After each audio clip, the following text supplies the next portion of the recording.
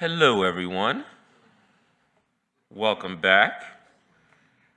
We have an exciting talk coming up now. Our next speaker is Timothy Jacobs. He's a software engineer at Stellar WP, where he leads the development of the Solid WP team. He's a WordPress core committer for the REST API component and co-founder of Engine Awesome. His talk today is Let's Kill the Password. Everyone, let's give a very warm welcome to Timothy Jacobs. Thank you, everyone. So yes, my talk today is about let's kill the password. I'm going to make my pitch to you as to why passwords are dead. They might not be completely dead, but we'll get into it. So some studies have shown that up to 80% of hacking-related breaches end up getting attributed to password compromises of some kind. And I think there's one simple reason for that, and that's because passwords suck. And the reasons why passwords suck are multifold. So let's take a look at some of them. One is people just don't like coming up with strong passwords. We have people that create weak passwords. They'll reuse passwords too. You'll create one password on one site, maybe you'll tweak it a little bit on another site, tweak it a little bit on another site, but if any attacker was looking at a list of leaked passwords, they say, hey, maybe we can try using this Bluehost password for their Chase bank account, because the only thing they changed is Bluehost to Chase. We have stolen passwords, where one password gets stolen because of this password reuse, or because of the fact that, hey, we just changed them, we have a cool little fancy formula that we've invented for ourselves. They get compromised beyond just the initial site that gets attacked. Loads and loads of sites can get attacked when passwords get stolen. And then we have phishing. And so the problem with phishing is that it's really difficult to defeat. We're humans after all, and what phishing ends up happening is attackers trick us into giving up our passwords. And because we are entrusted with this random secret that has to be hard to remember because it's random or something like that, it's easy for us to make mistakes. And so we came up with a kind of strategy for this that we've had for a long, long time called two-factor authentication. And it really is like the strongest protection, I'd say up until passkeys, that we have available for us. But it's kind of complicated. And so various studies have seen how many people are actually using two-factor. Microsoft did a study and they found that 22% of Azure Active Directory accounts had strong authentication setup. That seems shockingly low to me. That only 22% have a two-factor, or in their case, they consider passkeys as well strong authentication. And in the UK, a similar study was done across UK firms and found that only 37% of them actually had a policy in place for enforcing two-factor authentication. And I think part of this is because of that confusing user experience. We get this prompt that says, hey, enter in this authentication code. We have to dig into another app. We have to know how to set it up. It's not something that's very easy to teach someone how to use either, and it's kind of slow. And so we've tried to improve these things somewhat. We have our email-based two-factor mechanisms where an email gets sent, but that user experience isn't great either. And this isn't just like in the enterprise. This also exists for just regular users who are just going about their day-to-day life. Twitter has or I guess now X, Twitter has a transparency report where they say that 2.6% accounts have two-factor setup. Shockingly low. But kind of the way that we've approached this, it seems, as an industry is not great. You can see there's a general dislike for two-factor across people. I pulled a couple of tweets. The average American wastes 66 years of their life on two-factor authentication. Why does two-factor feel like 17-factor authentication? It's the one thing that I really, really hate about using the web. And so we've tried to shame people into using two-factor authentication. This was a funny from one of the Onion-esque blogs. Point counterpoint, two-factor authentication is the only thing between me and hackers trying to ruin my life versus it's annoying. But I think we all know that just making the argument that, hey, you should do it because it's good for you is not very winning, and that seems to be the case because, well, only 2.6% of Twitter accounts actually have two-factor setup. And so then we have phishing, and phishing is really interesting. Phishing is when we trick users into giving up their passwords. And one cool demo that I've seen of this is through pop-ups, where you see this button that says, hey, log in with your Microsoft account, log in with your Google account, and it looks really legit. That looks a whole lot like a real Google login page, but what actually happened is there was just a pop-up inside my browser window, and if I wasn't being extra vigilant, I wouldn't notice that.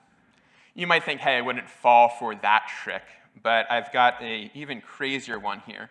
This is a demo using a software called Evil Nginx, and what it does is it allows an attacker to create a version of a website on their own domain and intercept every request that you make to that website.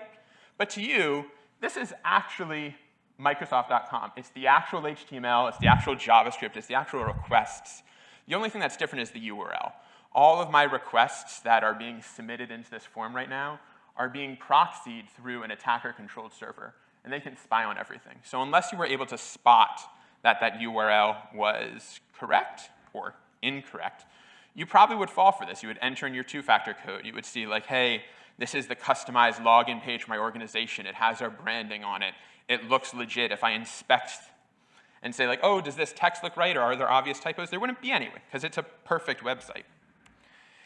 And so part of that is because attackers only need to succeed once. They can pull all of these tricks, all of these different phishing attempts, all of these different malware, but we have to be perfect every time. We can never give up this secret, or they get access to our account. And so as the industry, we kind of came up, I think, with a pretty good improvement. I think this was kind of pioneered by Slack, and we've seen this now all over the web, of a passwordless login experience. So this is an experience where you don't need to type in a password. You might not even have a password. It's a simple user experience. You kind of just go and you say, hey, here's my email address. That's easy to remember. And it emails you a code, and you type that code in. And there you go. But the problem is that email itself is kind of slow. You know, sometimes this works great, but if your email isn't working the best, or you're on slow, spotty internet, it can be a real chore to get in. The other part of that is this is kind of phishing resistant. This is an example from like a LinkedIn login email that I got. And one of the ways that they try and encourage you to be vigilant is they'll include, if you can see at that bottom place there, this is where you're logging in from. This is who we think you are. If this said Russia, for instance, you would probably know that something is wrong and you shouldn't continue. The problem is that this can only be so accurate. At the time of this screenshot was taken, I was on a train in New York. But if you look very carefully, it says my approximate location is Philadelphia, Pennsylvania. And that's a problem, because it means we're trained to kind of just ignore a lot of these signs that are in front of us. It's only a phishing-resistant solution. So enter passkeys. This is the login experience if you're using passkeys with Google. It's one click, and I'm logged in. And I think that's really cool, very secure. And we're going to get more into it. Here's another example in WordPress. I'm logging into my WordPress account, typing in my WordPress username.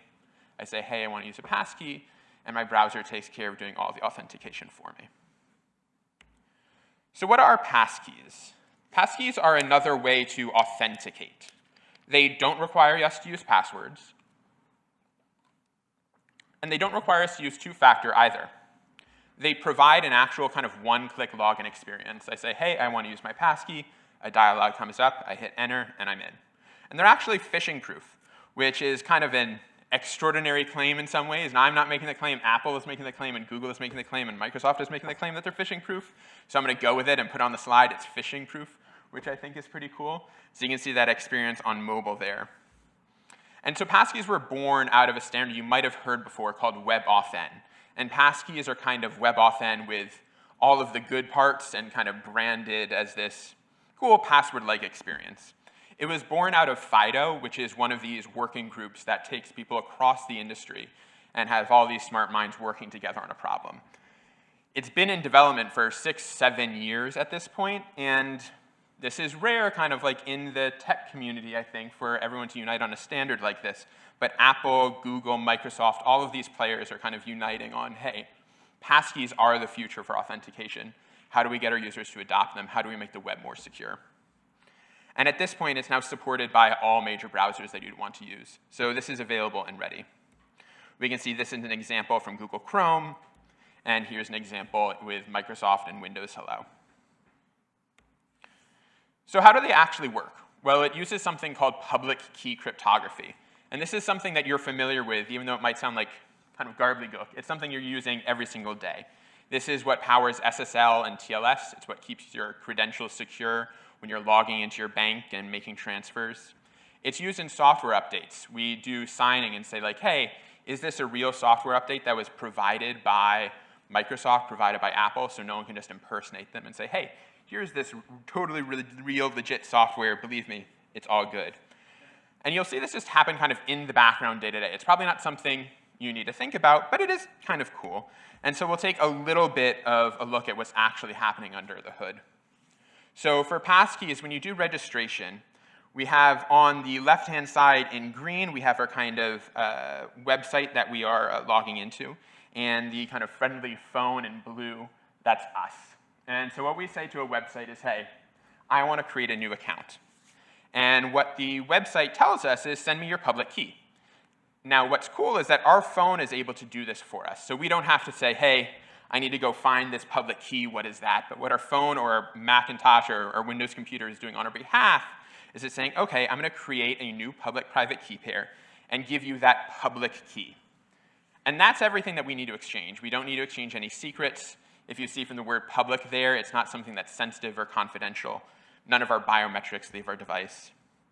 And in actual practice, that looks like this. This is a kind of screen show from Google and their account registration flow using passkeys. You can see it's pretty simple. I just clicked the Create a Passkey button. A pop-up came up on my computer, and I hit Enter, and my passkey is ready. So now when I'm ready to log in, we have a similar thing going on. I tell my website, hey, I want to log into you. And what they give us back is what's called a challenge. They give us a little bit of random data, and they ask you to sign it with our private key. And that private key is part of our public key. And so we do this signing, and then we send back this signed message back up to the website. And the website is able to verify that with the public key. And so what's cool about this, again, is that only the public information is the things that the website has. None of this private information ever leaves our device. And so once that signature is all good, the website says, yes, you're awesome, you're logged in. And we can see that here in Google.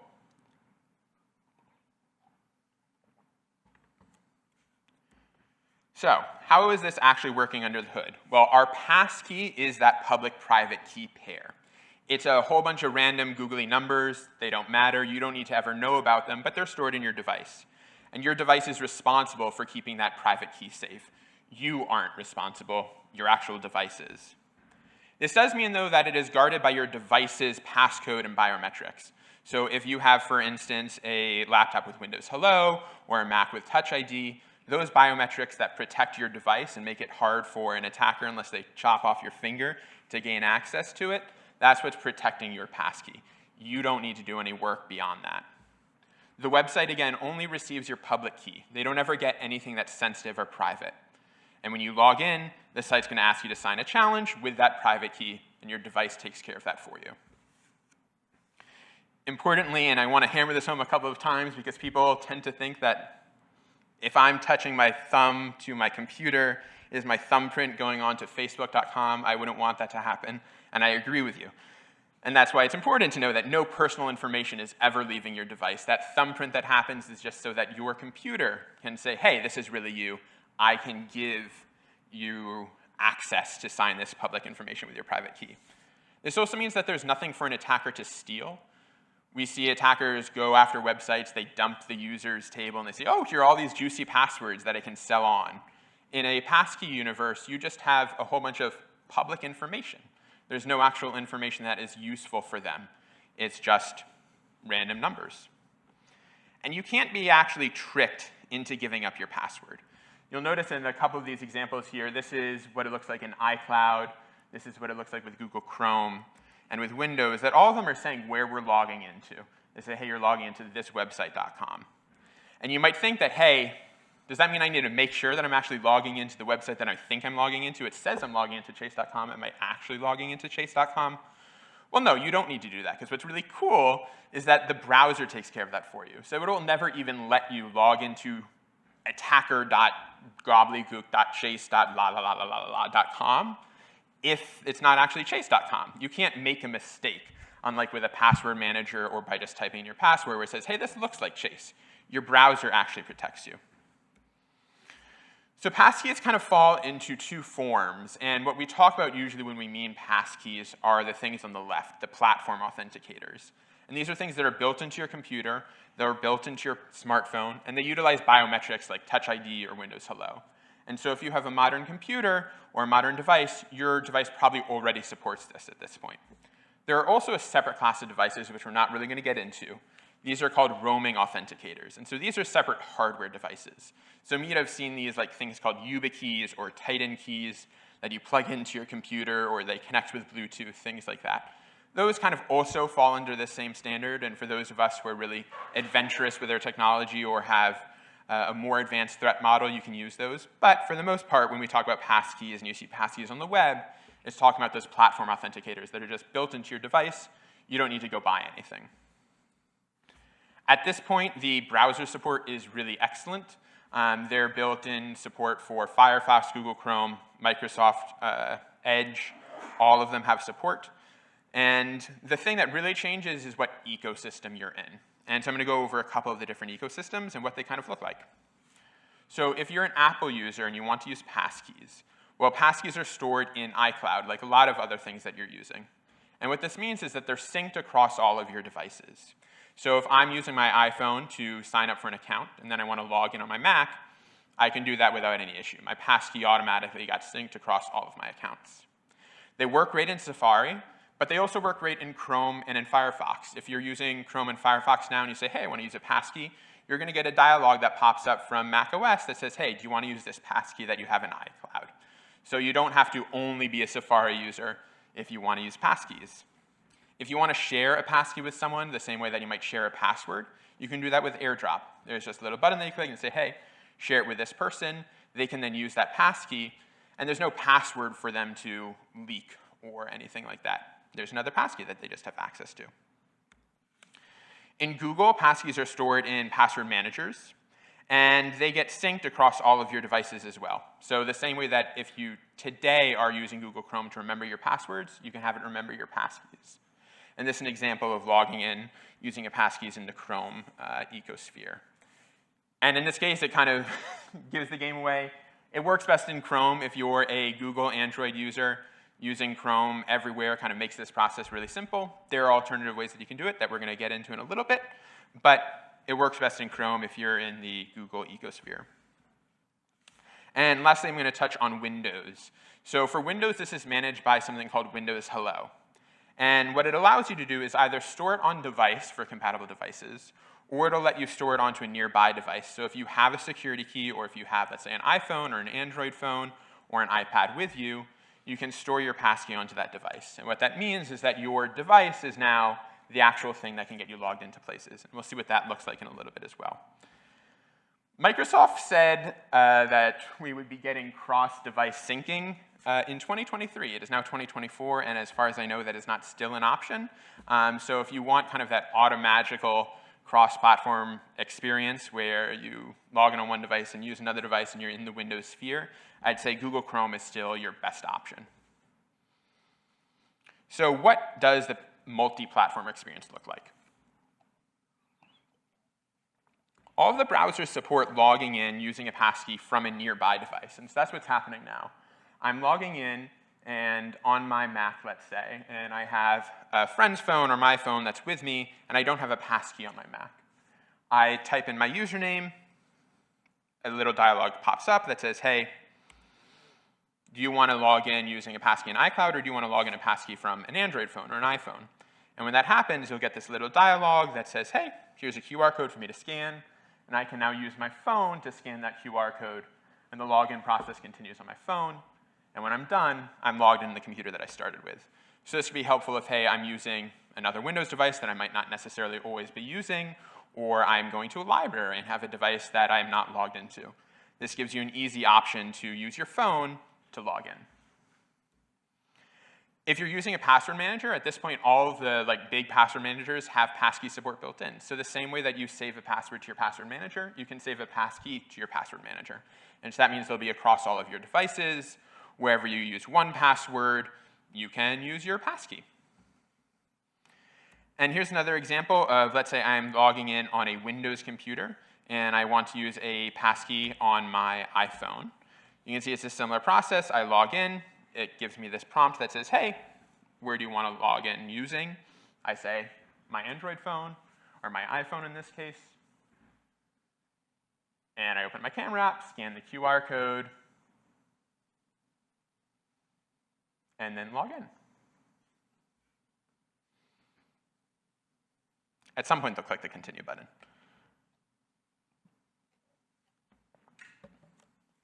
There we go.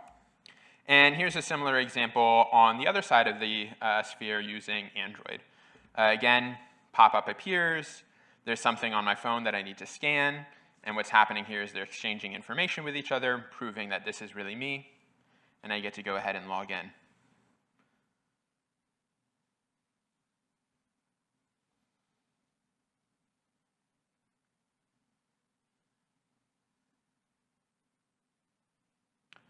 So passkeys, where can you use them? At this point, tons and tons and tons of places. Google accounts rolled out passkey support last year. Microsoft lets you PayPal, eBay. You can do it in WordPress. The folks over at 1Password have this really cool site, passkeys.directory, that just contains a list of all of the websites that they know about that support passkeys.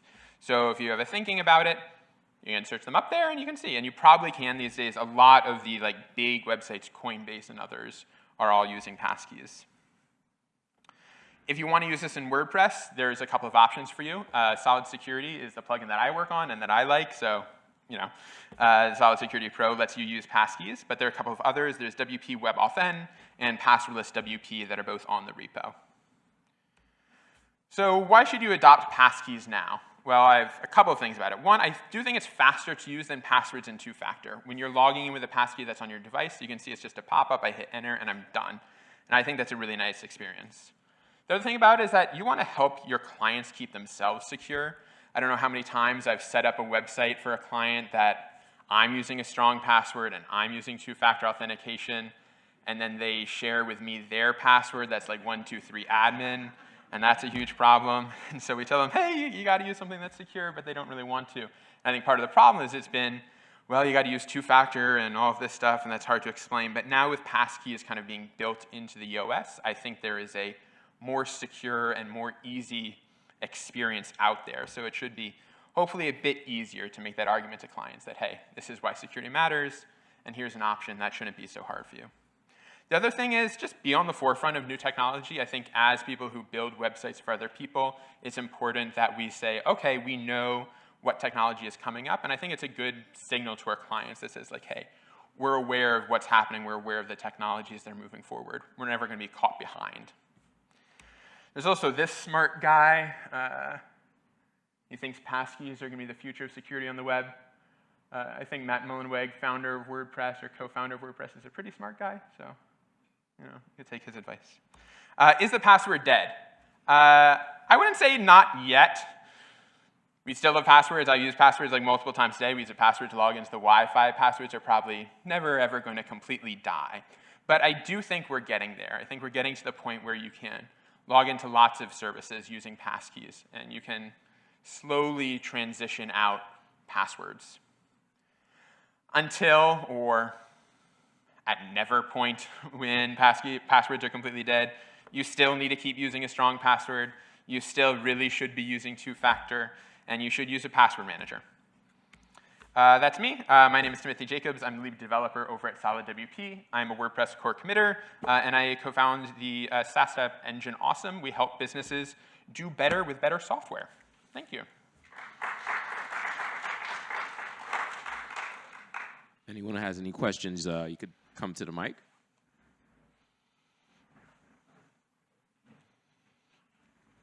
Great talk, Tim. Adoption. I have many collaborators, and it's a lot easier to get my team to accept using password managers, passkeys. But what about clients? What's the barriers to entry? How complicated is it for them to set up the first few logins using passkeys? And have you found any resources for a quick tutorial? Here's how to get familiar with 1Password, passkeys, etc. Just yeah. adoption. I think the best, one of the things that makes me excited about passkeys is because all of the vendors are themselves getting on board, the vendors are creating great documentation. So Apple has great resources that talks about how to use a passkey. Google does, as well as Microsoft. And so I think that is really the best way to go in terms of documentation that says like, hey, here's this thing, how do I learn about it? Are you using a Mac? Are you using this? Send you a link to their platform documentation because they know their platform the best, and Apple's pretty good at writing user-friendly docs. I do think it is still a little bit of a challenge to get clients to adopt it, but I think just walking them through the first step and saying, hey, this is how you register a passkey, this is how you log in, and from that point sailing forward, it's kind of smooth. It's not like, oh, well, I have to remember the master password to my password manager, and then I have to remember which two-factor app that I need to use and stuff like that. It's kind of just all built into the operating system. So that's kind of the approach that I think works the best, is really emphasize that this is part of your Mac, this is part of your phone, this is part of your Windows computer. It's all built in. Here's the documentation from them. It's not just this some weird other service out there. It's a core part of what you already have. Hey, great talk. I've been trying to figure out what all of this is about, so this is helpful.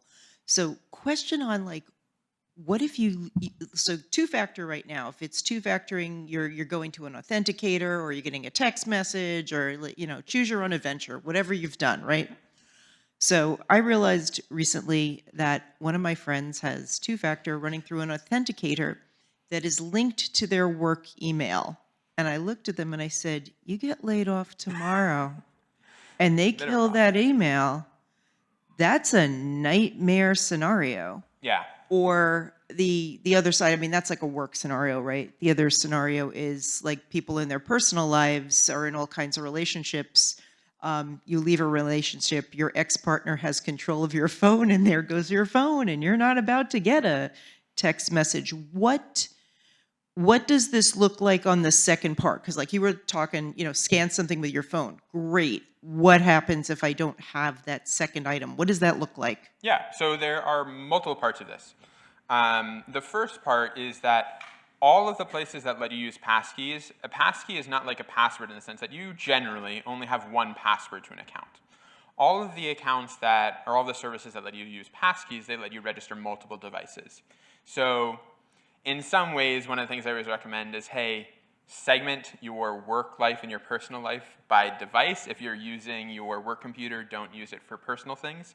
But if you were to do that, my recommendation would be to register a passkey on your personal device as well.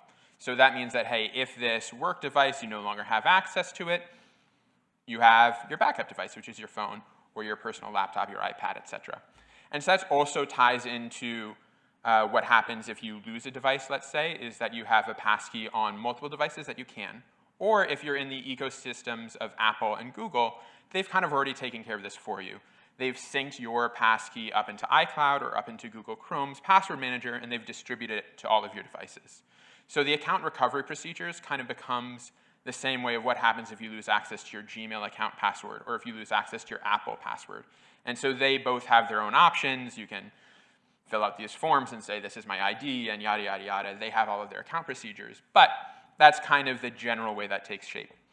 The other thing that you can do, though, is if you no longer have access to your device and you say, hey, that's because someone malicious took it from me, you can always go into your account and just remove the passkey. It's not like, hey, I need to change up the password and it's in all these different places or something like that. You can just remove the passkey. But also the thing to keep in mind is that they usually are protected by biometrics. So they would need to have access to your thumbs or your eyeballs to be able to actually use the passkey. So there's a lot of different layers of protection. But I think the thing that I would recommend most to folks is use either, if you're in the Apple ecosystem, use the iCloud passkeys. So you're protected the same way if you lose access to your iCloud account. And if you're in the Google ecosystem, use Google Password Manager for the same reasons.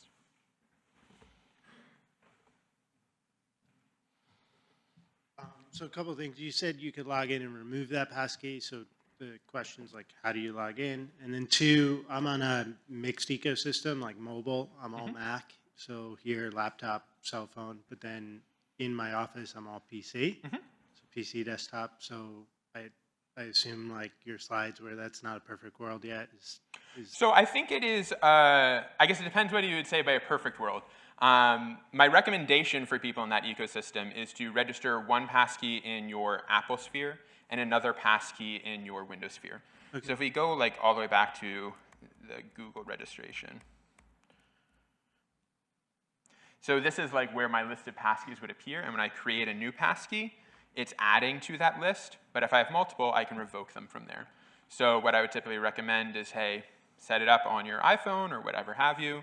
You create your passkey, then on your Windows device, let's say you're using Google Chrome, Chrome opens up and says, hey, you want to log in? And you can say, okay, yes, I have my iPhone over here, and your iPhone can let you log in on your Windows device. Does that answer your question? it does, yeah. And then one more. So like internally, we use LastPass for managing. So I assume they'd probably be able to add the passkey to that, and then our team would be able to use the passkey to get into that. But let's say we get clients who start actually using this and it becomes a big thing. Like, what does the world look like for a client trying to give you access to log in for whatever service you need to integrate or whatever, like, you know, the shared password, shared account thing, which is a big no-no in the security world, But it happens. big reality. Exactly. Right? Yeah, so this is built in, and it's great with password managers. I don't use LastPass anymore, but of a lot of the password managers, most of them implement the ability to share an item. And so the same way that you can share a password, you can share a passkey. So they can share with you the passkey that they have in their password manager, and then you can gain access to that passkey and use that passkey because you essentially get access to that private key. The other thing that they can always do is just you can create a new passkey then. So if you do have, there are some services, and I like this idea, but I think we're a little bit away from it, of no passwords, so that the only way to log into an account is using a passkey. I think Microsoft has an option where if you want to log into your Windows account, you can say, hey, never let me use a password, completely turn it off. But Gmail, for instance, doesn't let you do this. I think most of the popular places don't. So you still do have a kind of option of, hey, we have our strong random password, but we don't need to worry about it. We have strong random two-factor, but we don't need to worry about it most of the time. But when we're setting up a new device, we use the password, and then we can fall back to a passkey flow. But yeah, you have a couple of different options. I think the best one is just sharing the passkey the same way you would share a password almost through your password manager.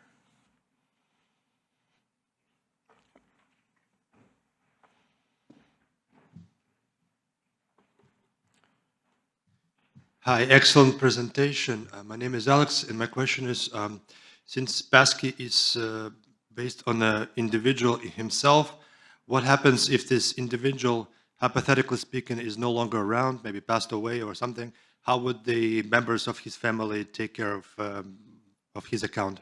Yeah, great question. So I think the best way to do that is, again, in the different ecosystems that you exist.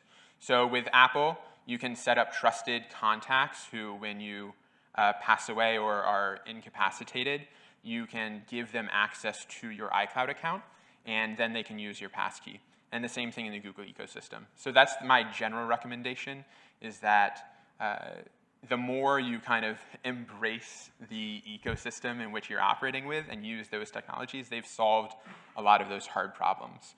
In alternatives, you can say, for instance, using a password share, you can do the same thing. You're just, hey, you give access to, this is my one password account, and then they have access to all of your passkeys, things like that.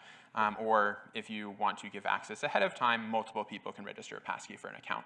But I do think the best thing is just to lean into Apple's, for instance, and say, make sure you have set up trusted contacts for those particular medical events and things like that.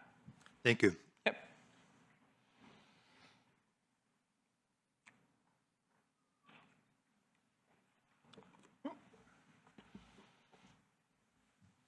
I'm not sure if I saw this, but you mentioned, or you showed a screen with the WordPress admin. Yes. Was that a plugin solution that provided that? And is there one that you recommend? And I guess I'm thinking the people that would be the end users on my part are very non-technical, and it's hard enough to try to get them Yes. to do anything. Absolutely. What would you recommend and why? Yeah, so my day job, I work at Solid WP as part of Stellar, and so we build a product called Solid Security. So of course, I recommend Solid Security, but there are a couple of other plugins on the repo that make this possible. WP WebAuthn and Passwordless WP. I can't vouch for those as much as the one that I built, but yeah. Yeah. So when using something like Solid Security Pro, which I do use, and we're doing the email authentication, I know that I can only I can sometimes require that just of certain roles. So only the admins. Is that Yeah. still something true? Because I work with membership sites a lot, and you may not want to make all, but could you make the key editors and?